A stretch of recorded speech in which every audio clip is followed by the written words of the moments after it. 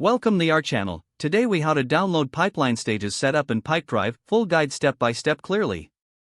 To download pipeline stages setup in Pipedrive, start by logging into your Pipedrive account. Once you're logged in, navigate to the pipeline section from the main dashboard. Locate the pipeline you want to download. Click on the settings icon, usually represented by a gear symbol.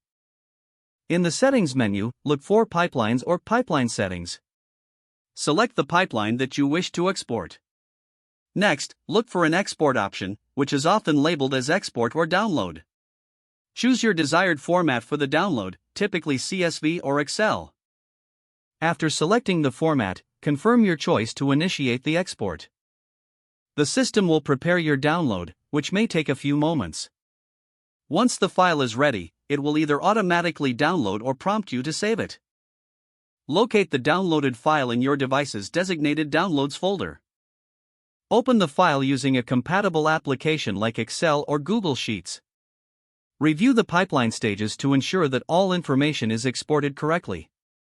If needed, make any adjustments or edits directly in the downloaded file. Now you have a complete copy of your pipeline stages setup from Pipedrive. If the page does not load, refresh the browser or try again in a private or incognito window. Make sure you are using the correct email address, then retype it carefully to avoid small typos. If your password is not accepted, use the reset option and create a new strong password you can remember. Check your spam folder for verification or security emails, then complete any requested confirmation steps.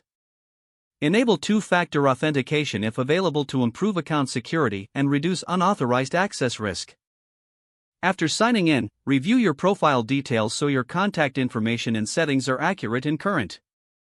If you see an error message, note it down and try again after restarting your device and internet connection. Log out when you finish, especially on shared devices, to keep your account and payment information secure.